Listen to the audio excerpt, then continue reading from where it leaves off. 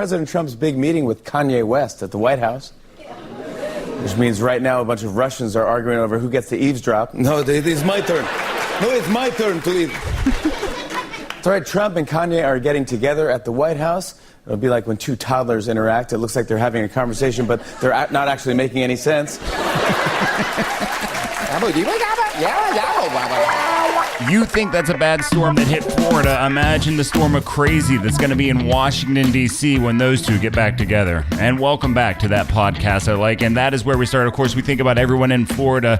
One of the worst storms ever to come ashore. But there's a few other things happening around Florida. Let's find out. Let's find out. One. That's what I said. Police escorted a woman off a plane yesterday in Orlando after she boarded with an emotional support animal on a Frontier Airlines flight to Cleveland. I've seen some of the social media videos of them taking her off the plane. She was so dug in on this. She's flipping people off as they wheel her away.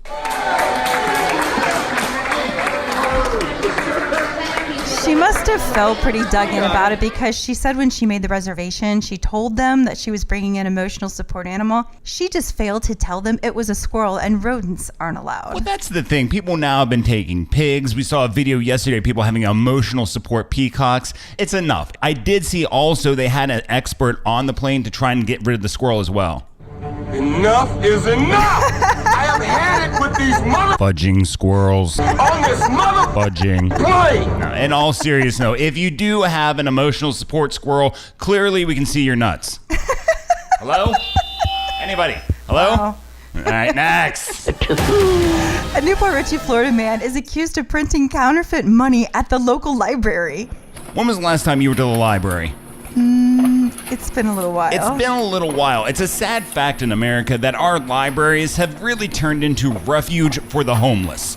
I don't know if this guy was homeless or not. I know the last time I was to a library, there's not really the best quality of people in there. You might find the occasional doctor or lawyer looking things up in the corner, but aside from that, you usually find Gary and his buddies hanging out on the computers. That must have been why it was a safe place for him to print $5, $10, $20, and $50 counterfeit bills using a template that he found on Pinterest. And he printed the fake money on resume paper from Walmart and advertised on Facebook.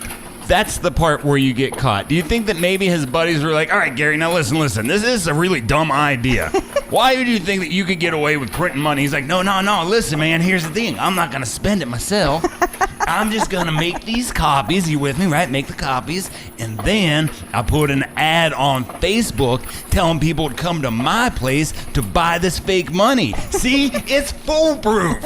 And finally. A 26-year-old Leesburg, Florida man was arrested on charges of practicing dentistry without a license. This is also happening in Florida. We know that you're getting hit with all kinds of storms, but the storm of stupid and crazy that comes out of Florida, I don't know if you can contend with this. Unlicensed dentistry out of the house? But not as bad as you think it is. Investigators say that Alan... How is it not bad? Anytime you're doing unlicensed dentistry out of the house, it's pretty bad. Well, but this is what happened. Alan Turner was making custom molds for grills, and he didn't realize it was illegal because he considered himself more of a jeweler. Who likes going to a licensed dentist, let alone an unlicensed one?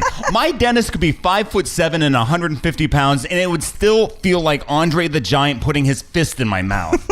I can only hope that this guy with the unlicensed dentistry, his wife also had an unlicensed body cocking thing going on in the dining room. You know what I'm talking about? No. Where they start filling in cracks and stuff, you know, or some women get it in their butt. You know what I mean? They do that filler butt stuff. Implants. Yes, those people that they end up finding out that they're Butt actually cocking? using that stuff. Exactly. You would think that more repairmen would use that, but that's not the industry that seemed to pick up on it. More strippers are the ones that do that. All right, we do need to get out of here. On the other podcast, be sure you can check it out, My Daily Beer. We will be reviewing new IPAs from Boulevard Brewing Research and Development, okay? Am I going to have to eat my words? Yes. On Boulevard? Yes. I'll be drinking them. That's what I'll be doing. We'll do that later today. Be sure and check that out. Subscribe, and we'll do all this again tomorrow. You know we love you.